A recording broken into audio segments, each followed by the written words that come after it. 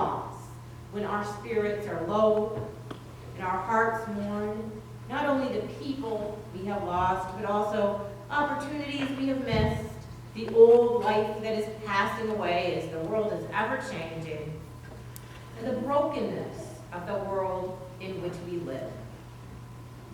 The Beatitudes say, have faith, people of God. Allow yourselves to feel the pain of loss, but don't bury yourselves in your pain.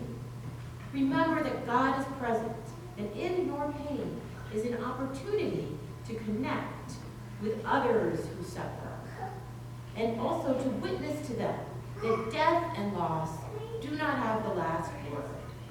It's your persistence through pain that reveals the light of God in your life and in the world.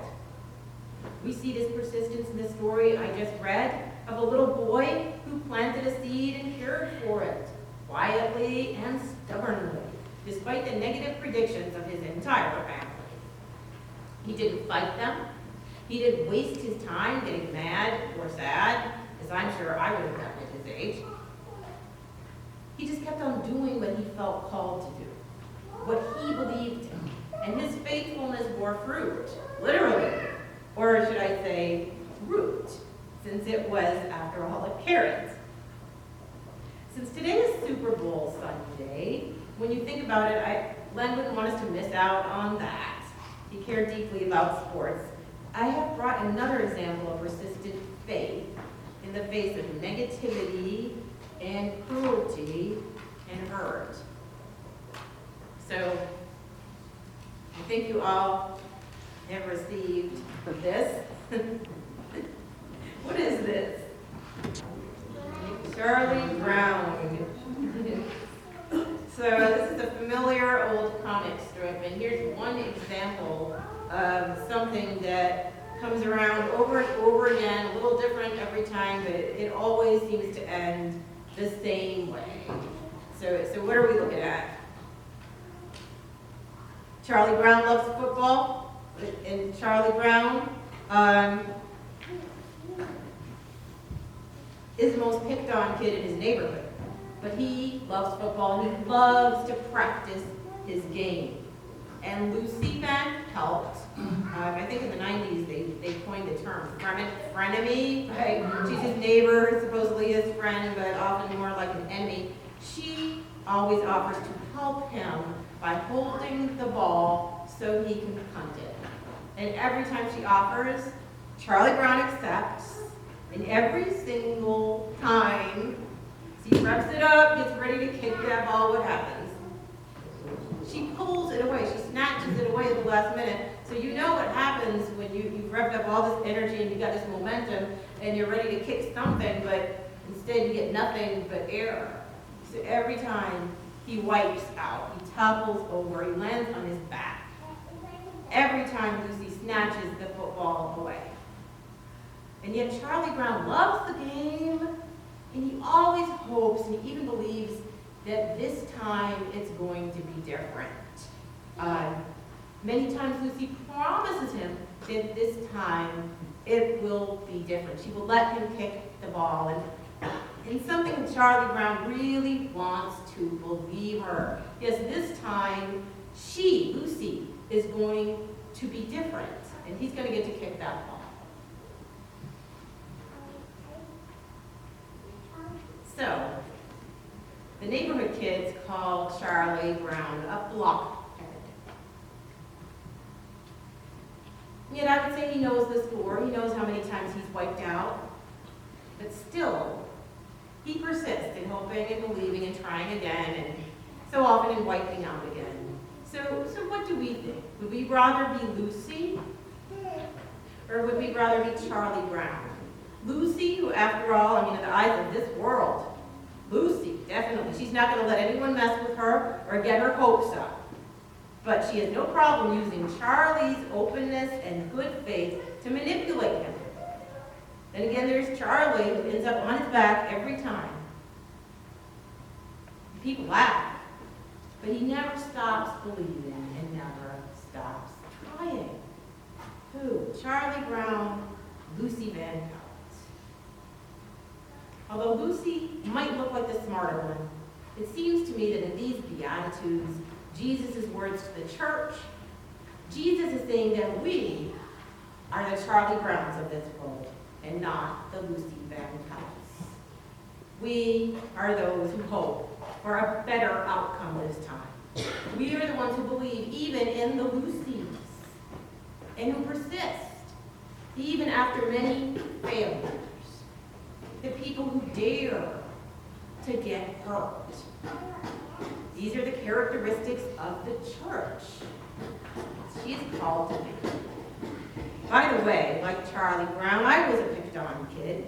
I got called names. I sat by myself in the lunchroom all through middle school, and I was baited by popular kids who pretended they were going to be my friends. I used to ask myself, why me? I wasn't ugly. I wasn't stupid. And after a while, I finally got the clothes that you're supposed to wear, which then was Levi's jeans and Nike sneakers, the running shoes, whether you ran or not. But I couldn't understand why I seemed to suffer more than others who were more challenged. My eyes were wide. I was waiting for my opportunity. I always hoped, like Charlie Brown, I think I always hoped that this time might be different. This time the mean kid would turn out to be nice. The popular girl would really become my friend. And my time would at last come.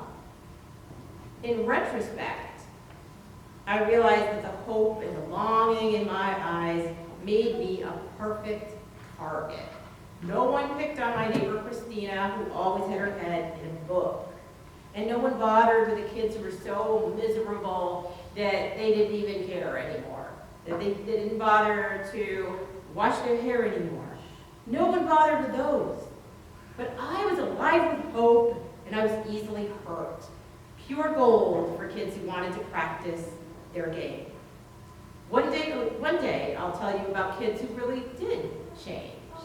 Because of course, people change. But mainly, I'll tell you what I learned. I stopped being sorry about how foolish and vulnerable I was and the hits I took because of it. I realized that my openness and hope, even my hope in the mean kids, that they were the best things about me. I wouldn't change that.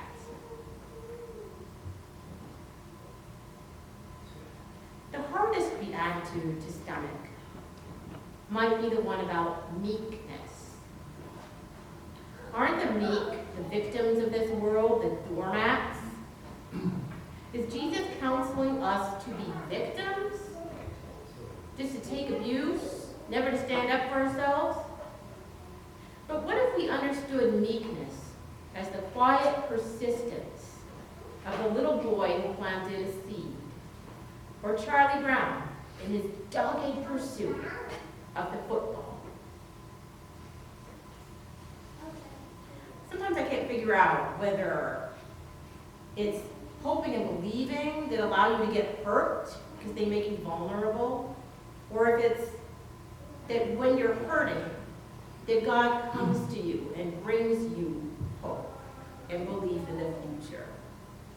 But it seems to me that sometimes they go together, hoping and believing and getting hurt, maybe in a cycle. All I know is that God can work with that. God can work through the persistent meek. God can work through those with open hearts who allow themselves to be hurt. God can work with those who go on hoping through disappointment after disappointment and loving through loss after loss. To sum it up, maybe church is a contact sport. We practice, we persist, we hope and believe, we get hurt, we fall down, and we get up. And no, I won't say that we are fools, but we're fools for Christ. At our best, we're fools for Christ. So, go 49ers or go Kansas City. I don't know. They're not from New York, either of them. But go out in hope. All is not yet right with the world, But one day, it will be. Amen.